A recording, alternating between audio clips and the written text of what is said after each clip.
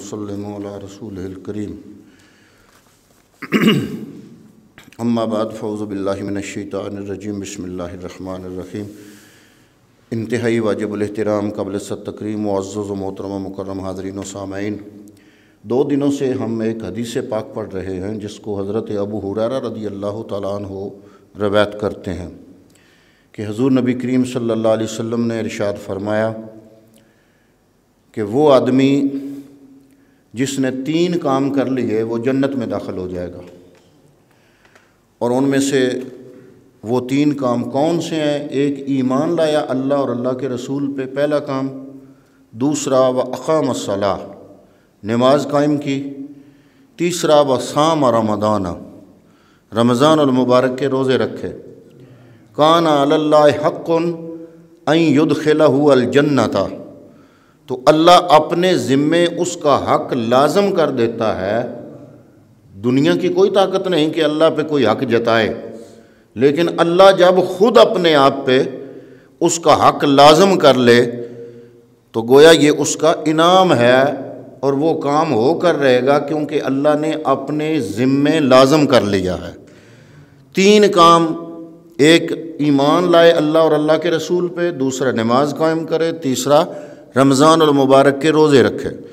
اب ان تینوں کاموں کی تفصیل سے ہم جو ہے نا وضاحت وہ پڑھتے چلے آ رہے ہیں۔ سب سے پہلے آخری بات ہم نے پڑھی کہ رمضان کے روزے رکھے، اس کی تشریح پڑھی۔ دوسرا واقام الصلاۃ، نماز قائم کی، یہ بھی پڑھ لیا۔ اب پہلا کام جو سب سے زیادہ ضروری ہے وہ ہے کہ ایمان لایا اللہ اور اللہ کے رسول پہ۔ اب یہ جتنا عام ہے نا ایمان، اتنا ہی اہم ہے۔ یہ طلباء کے لیے بھی سمجھنا بڑا اہم ہے، اور عام لوگوں کے لیے سمجھنا بھی بڑا اہم ہے، کیونکہ یہ بہت اہم مضمون ہے۔ تو من آمن باللہ ورسولہ، اس میں ہے من، اس من کو گرامر کی روح سے من عام کہتے ہیں، یعنی کسی قوم یا ملک کے فرد کی تخصیص نہیں ہے، بلکہ حبشی، قریشی، ترکی، رومی، آزاد، غلام، عربی، اجمی، جو آدمی بھی اللہ تعالیٰ اور اس کے رسول صلی اللہ علیہ وآلہ وسلم پر ایمان لائے اور اس کے احکام کی اطاعت کرے، وہ بہشت میں جانے کا حقدار ہے، اگرچہ وہ کوئی حبشی غلام ہی ہو جیسے حضرت بلال رضی اللہ تعالیٰ عنہ۔ اور جو آدمی اللہ تعالیٰ کے احکامات کی نافرمانی کرے گا وہ دوزخ میں جلے گا، اگرچہ آزاد قریشی ہی ہو، جیسا کہ حضور کے چچا ابو لہب، جیسا کہ حدیث پاک میں ہے کہ حضور صلی اللہ علیہ وآلہ وسلم نے ارشاد فرمایا ان اللہ خلق الجنۃ لمن اطاعہ وان کان عبدا حبشیا وخلق النار لمن عصاہ وان کان حرا قریشیا۔ بے شک اللہ تعالیٰ نے جنت ہر اس آدمی کے لیے پیدا فرمائی ہے جو اس کی اطاعت کرے، اگرچہ وہ کوئی حبشی غلام ہو، اور اس نے دوزخ ہر اس آدمی کے لیے پیدا کی ہے جو اس کی نافرمانی کرے، اگرچہ کہ وہ آزاد صاحب مرتبہ قریشی ہی ہو۔ چونکہ ایمان جملہ اعمال صالحہ کی اصل اور تقوی کی اساس اور جڑ ہے، اس لیے ایمان تمام احکامات اور اعمال سے مقدم ہے، اور ایمان لانے کا حکم پہلے دیا گیا، جبکہ باقی تمام احکامات کی بنیاد ایمان کے بعد ثابت ہوتی ہے۔ اللہ تعالیٰ نے اپنی کتاب میں پہلے ایمان کا اور اس کے بعد نماز کا ذکر فرمایا۔ سورہ بقرہ کا پہلا صفحہ، قرآن مجید کا دوسرا صفحہ، جہاں سے سورہ بقرہ شروع ہوتی ہے، دیباچہ ہے، وہاں اللہ نے فرمایا ھدی للمتقین، متقین الذین یؤمنون بالغیب ویقیمون الصلاۃ، یہ ہدایت ہے پرہیزگاروں کے لیے، وہ جو ایمان لائے غیب پر، پہلے بات ایمان کی، وَيُقِيمُونَ الصَّلَاةَ، اور صحیح ادا کرتے ہیں نماز۔ اب سوال یہ پیدا ہوتا ہے کہ ایمان لائے غیب پر، ایمان لائے اللہ پر، اللہ کے رسول پر، ایمان ہے کیا؟ لفظ ایمان کیا ہے؟ ایمان کسے کہتے ہیں؟ صحیح بخاری شریف اور صحیح مسلم شریف میں حدیث پاک ہے کہ جب جبرائیل علیہ السلام نے نبی صلی اللہ علیہ وآلہ وسلم سے ایمان کے متعلق سوال کیا، جبریل آئے، انہوں نے پوچھا یا رسول اللہ ایمان کیا ہے؟ تو آپ صلی اللہ علیہ وآلہ وسلم نے فرمایا اللہ تعالیٰ اس کے فرشتوں، اس کے صحیفوں، اس کے رسولوں، قیامت اور ہر اچھی اور بری چیز کو تقدیر کے ساتھ وابستہ ماننا، یہ ایمان ہے۔ اس حدیث میں 6 چیزوں کے ماننے پر ایمان کا اطلاق کیا گیا ہے۔ 6 چیزوں، اور 6 چیزوں کا تعلق ہی غیب کے ساتھ ہے، اس لیے فرمایا یؤمنون بالغیب، وہ غیب پر ایمان لاتے ہیں۔ ایمان کی قسمیں ہیں، ایک ہے ایمان مجمل اور ایک ہے ایمان مفصل۔ ایمان مجمل یہ ہے کہ تم اس بات کا اقرار کرو کہ میں نے دین اسلام اور اس کے جملہ احکام کو قبول کیا اور میں کفر اور اس کے متعلقات سے بیزار ہوں۔ آمنت باللہ کما ہوا باسمائہ وصفاتہ وقبلت جمیع احکامہ اقرار باللسان وتصدیق بالقلب، یہ ہے ایمان مجمل۔ آمنت باللہ کما، میں اللہ پر ایمان لایا، کما ہوا باسمائہ، ایسے ہی جیسے کہ اس کے اسماء ہیں، اور وصفاتہ، اور اس کی صفات ہیں۔ وقبلت جمیع احکامہ، میں اللہ کے سارے احکامات کو میں نے قبول کیا۔ اقرار باللسان، زبان سے اقرار کیا، وتصدیق بالقلب، اور دل سے تصدیق کی۔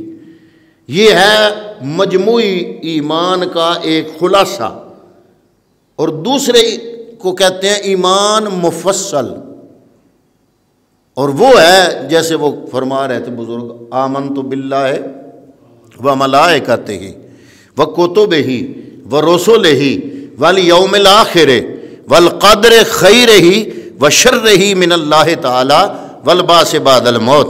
آمنت باللہ، میں اللہ پہ ایمان لایا، وملائکتہ، اس کے فرشتوں پر ایمان لایا، وکتبہ، اس کی کتابوں پر ایمان لایا، ورسلہ، اس کے رسولوں پر ایمان لایا، والیوم الآخر، قیامت کے دن پر ایمان لایا، والقدر خیرہ وشرہ، تقدیر کا اچھا اور برا ہونا من اللہ تعالی، اللہ کی طرف سے ہے، اس پر ایمان لایا، والبعث بعد الموت، اور مرنے کے بعد دوبارہ اٹھنے پر میں ایمان لایا۔ اب جتنی چیزوں کا ذکر ہے سب کا تعلق غیب کے ساتھ ہے۔ کسی نے اللہ دیکھا؟ نہیں۔ کسی نے اس کے فرشتے دیکھے؟ آپ کے ساتھ ہیں 2 فرشتے، دوسرے چلو ہیں ہی ہیں نا، 2 تو ساتھ ہی ہیں نا، وہ بھی نہیں دیکھے۔ قرآن مجید دیکھا، پچھلی کتابوں کا کوئی پتہ نہیں ہے۔ ورسلہ والیوم الآخر، آخرت نہیں دیکھی۔ والقدر خیرہ وشرہ من اللہ تعالی، تقدیر کا اچھا اور برا ہونا اللہ کی طرف سے ہے، یہ بھی غیب میں ہے۔ والبعث بعد الموت، اور یہ تو اس وقت دیکھیں گے جب ہم خود مریں گے۔ تو گویا سب چیزوں کا تعلق غیب کے ساتھ ہے۔ آج کل یہ جو ماڈرن دور ہے نا، اس میں کئی ملحد بھی پیدا ہوئے ہیں، اور ہمارے پاکستان میں ہے۔ وہ اپنے عقل کو سامنے رکھ کر نا، وہ ہمارے لوگوں کو دلائل دینے کی کوشش کرتے ہیں۔ حقیقت بات یہ ہے کہ ایمان جو ہے یہ اللہ کے جاننے کا نام نہیں ہے، اللہ کے ماننے کا نام ہے۔ جاننے کا نام ایمان ہوتا تو ہم ان کی اٹکل پچو، ان کی دلائل، ان کے وہ قیاس آرائیاں، اس کی طرف توجہ کرتے۔ اب وہ کسی بھی کتاب کا حوالہ نہیں مانتے، کیونکہ وہ کسی بھی کتاب کو مانتے نہیں، وہ خدا کے منکر ہیں، وہ کہتے ہیں اللہ ہے ہی نہیں۔ ملحد جو ہیں آج کل سوشل میڈیا پہ ان کا بڑا چرچا ہو رہا ہے، اور وہ اپنے آپ کو بڑا فخر کے ساتھ کہتے ہیں کہ ہم ملحد ہیں جی، ہم اللہ کو نہیں ماننے والے۔ اور کیا ہے، وہ اپنے عقل سے دلائل دیتے ہیں۔ تو ہم ان کو کہتے ہیں کہ ایمان جناب اللہ کو جاننے کا نام ایمان نہیں ہے۔ تم اپنے عقل سے، شعور سے اللہ کو جاننے کی کوشش کرتے ہو، وہ خدا ہی کیا جو سمجھ میں آ جائے۔ تمہاری اتنی سمجھ ہو گئی کہ ساری کتابوں کو ہم پیچھے چھوڑ دیں، نبی کی بات کو ہم پیچھے چھوڑ دیں، اور تمہاری عقل اور شعور کو اور عقل کی اٹکل پچیوں کو ہم سامنے رکھ لیں، اور تمہارے دلائل کو ہم سامنے رکھ لیں، یہ کیسے ہو سکتا ہے؟ تو یہ ہے آمنت باللہ وملائکتہ وکتبہ ورسلہ والیوم الآخر والقدر خیرہ وشرہ من اللہ تعالی والبعث بعد الموت۔ اب ایمان کی تعریف میں اہل قبلہ کے مذاہب، اہل قبلہ سے مراد یہ ہے کہ جو بھی جس بھی مکتب فکر سے ہے وہ خانہ کعبے کو قبلہ مانتا ہے۔ ہم چھوٹی چھوٹی فرقیوں کی بات نہیں نہ کرتے، ہم کہتے ہیں جو اہل قبلہ ہیں، یعنی کہ خانہ کعبہ کو جو قبلہ مانتے ہیں، چاہے وہ کسی بھی مکتب فکر، مسلک، فرقہ، جماعت کے ساتھ ان کا تعلق ہے، انہوں نے ایمان کی کیا تعریف کی؟ نمبر 1، جمہور متکلمین کے نزدیک صرف تصدیق بالقلب کا نام ایمان ہے۔ نمبر 2، امام ابو منصور ماتریدی کا مذہب یہ ہے کہ ایمان صرف تصدیق بالقلب کا نام ہے اور اقرار اجرائے احکام مسلمین کے لیے شرط ہے۔ یہ دونوں تعریفیں نفس ایمان کی ہیں۔ نمبر 3، امام ابو حنیفہ کے نزدیک ایمان کے 2 جز ہیں۔ امام ابو حنیفہ نے جب بھی بات کی کمال کی۔ امام ابو حنیفہ کے نزدیک ایمان کے 2 جز ہیں، ایک اقرار اور ایک تصدیق۔ وہ کہتے ہیں جب کوئی آپ کی کن پٹی پہ ریوالور رکھ لے، تلوار رکھ لے اور کہے انکار کرو، تو اس وقت صرف اقرار ساقط ہو جاتا ہے، تصدیق پھر بھی رہتی ہے۔ تو اس لیے وہ کہتے ہیں ایمان کے 2 جز ہیں، ایک اقرار اور ایک تصدیق۔ اقرار کا تعلق زبان کے ساتھ ہے، تصدیق کا تعلق دل کے ساتھ ہے۔ اگر مجبور ہو گئے ہو، تمہاری کن پٹی پہ کسی نے پسٹل رکھا ہوا ہے اور کہتا ہے کہ انکار کرو اللہ کا، تو زبان سے اقرار ساقط ہو گیا۔ شریعت بھی کہتی ہے ٹھیک ہے تم بے شک زبان سے اقرار نہ کرو، لیکن کن پٹی پر پسٹل رکھنے والا تمہارے دل کی حالت کو تو نہیں نہ جانتا۔ دل سے رب العالمین کی تصدیق کا نام بھی ایمان ہے۔ تو معتزلہ کے نزدیک تصدیق یہ ایک عقیدہ ہوا ہے معتزلہ، ان کے نزدیک تصدیق اقرار اور اعمال کے مجموعے کا نام ایمان ہے، اور اعمال میں واجب اور مستحب داخل ہیں، اور عمل کے ترک کرنے سے انسان ایمان سے نکل جاتا ہے۔ یہ جو معتزلہ ہیں یہ کہتے ہیں نہیں جی ایمان اقرار بھی ہے، تصدیق بھی ہے اور عمل بھی ہے، یہ ذرا سخت ہیں اس معاملے میں۔ وہ کہتے ہیں کہ اگر اور اس عمل میں واجب بھی داخل ہے، فرض بھی داخل ہے، مستحب بھی داخل ہے، اگر ایک بندے نے عمل چھوڑ دیا تو وہ بھی بے ایمان ہو گیا ان کے نزدیک۔ ہم نہیں کہتے، وہ کہتے ہیں کہ لیکن وہ کہتے ہیں اور عمل کر کے ترک کرنے سے انسان ایمان سے نکل جاتا ہے لیکن کفر میں داخل نہیں ہوتا۔ عمل کی نفی سے وہ ایمان سے خارج ہو گیا اور تکذیب نہ کرنے کی وجہ سے کفر میں داخل نہیں ہوا۔ آگے نمبر 5 ہیں جی خوارج، خارجی لوگ۔ خوارج ان کا مذہب یہ ہے کہ تصدیق، اقرار اور اعمال کے مجموعے کا نام ایمان ہے۔ وہ کہتے ہیں تصدیق دل سے، اقرار زبان سے اور اعضاء سے عمل، ان کے مجموعے کا نام ایمان ہے، اور انسان معصیت کے ارتکاب سے، معصیت کہتے ہیں گناہ کو، گناہ کرنے کے ارتکاب سے انسان وہ کہتے ہیں کافر ہو جاتا ہے، خواہ معصیت صغیرہ ہو یا کبیرہ ہو۔ یہ خارجی ہیں، اس لیے ہم کہتے ہیں کہ خارجی تکفیری ہیں، وہ ہر آئے مسلمان کو کافر بنا رہے ہیں۔ یہ خارجی ہیں، یہ کہتے ہیں کہ اگر عمل نہ ہوا تو پھر بھی بندہ کافر ہے۔